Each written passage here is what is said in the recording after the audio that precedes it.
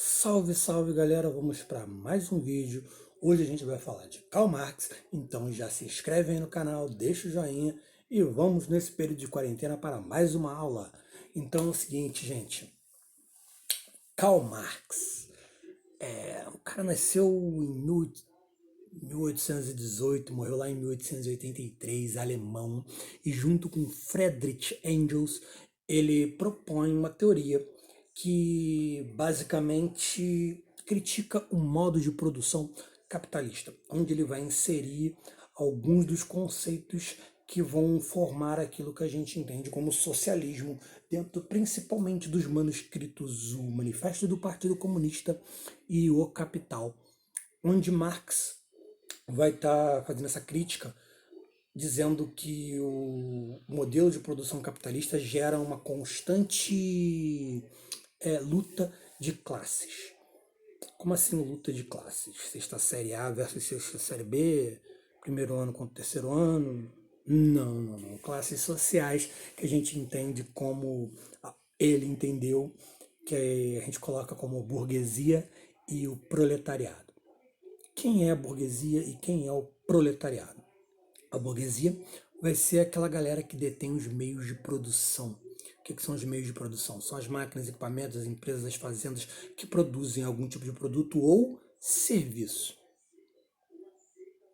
certo?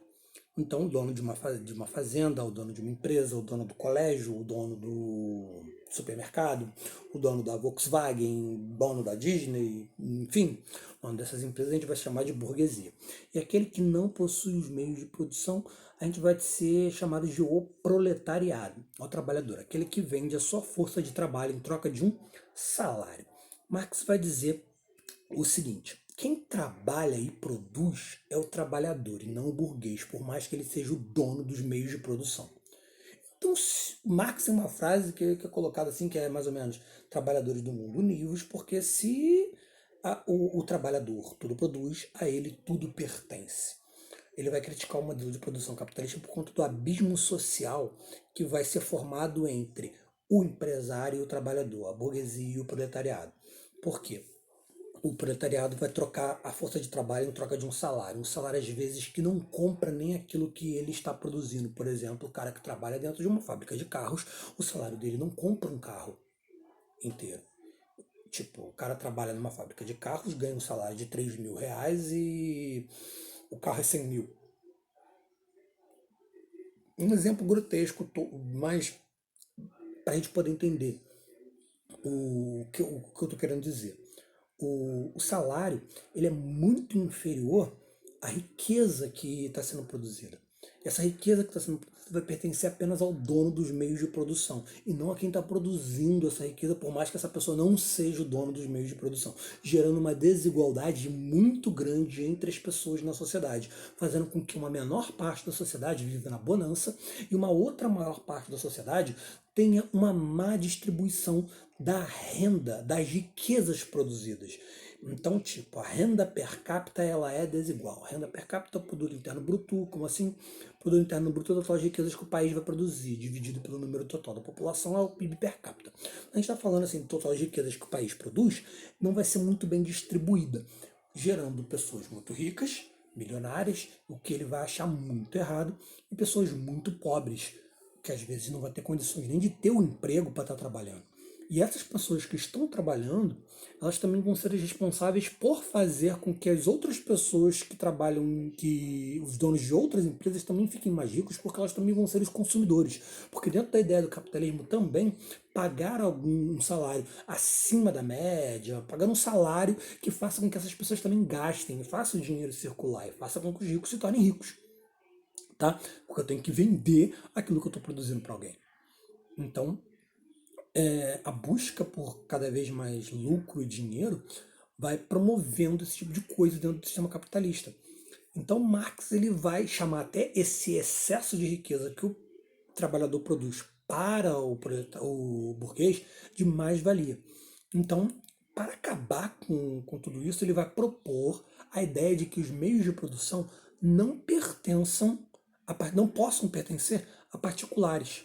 todos devam pertencer ao Estado, a forma como a sociedade se organiza politicamente, criando governo.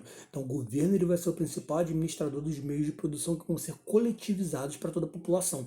Mas esse governo, esse Estado, tem que ser formado por fiéis representantes da classe trabalhadora para que essa coisa toda dê certo. E também ele vai dizer que para essa coisa toda dar certo, todos os países deveriam se tornar socialistas, porque a base do socialismo é basicamente essa: os meios de produção pertencentes ao Estado, e o Estado sendo o organizador dos meios de produção. No caso, não é os meios de produção pertencer ao Estado.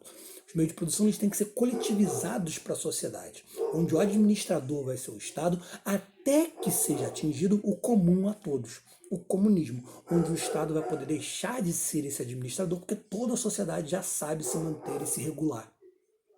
Pelo menos essa é a visão na cabeça do Marx. Deixa eu ver aqui se tem alguma coisinha a mais aqui. Não. Aqui, ó. A teoria do Marx é uma crítica ao modelo de produção capitalista, utilizando a razão para construir uma sociedade mais justa. Entretanto, opõe-se à tradição de interpretação da realidade que era dominante na modernidade na época. Desse modo, exerceu uma importante crítica filosófica idealista formulada por Hegel. Inclusive, eu postei um texto no grupo do Facebook sobre Hegel esses dias. A gente não vai falar dele aqui, não. Vocês podem procurar. Pouca coisa, ó. Marx e Hegel realizaram uma crítica ao idealismo pregado por Hegel. Marx e Engels. Marx e Engels realizaram uma crítica ao idealismo pregado por Hegel, pois compreendiam que a realidade material deve ser privilegiada na compreensão do mundo. A ideia do Marx era materialismo. Para compreender o mundo, eu tenho que entender eles apenas pelas coisas, pelos bens materiais, pela materialidade. O metafísico não vai existir. Tanto que Marx vai até dizer que a religião é o ópio do povo. Então, nada de metafísico para mim poder entender o mundo. Para mim poder entender o mundo é somente pelo materialismo.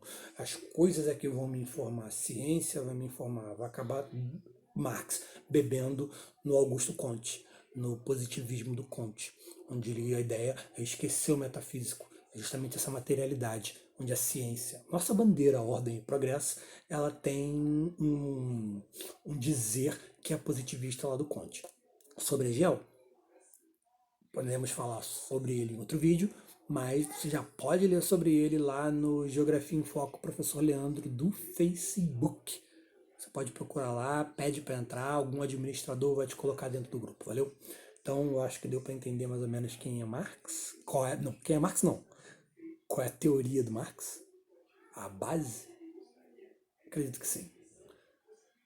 Qualquer coisa, pergunta nos canais que a gente tem batido papo, Instagram, Twitter, @leandro180383. Se inscreve aí no canal, daqui a pouco você vai ficar vendo aí todos os links e as coisas que vão levar para esses canais de comunicação entre a gente, valeu? Até a próxima.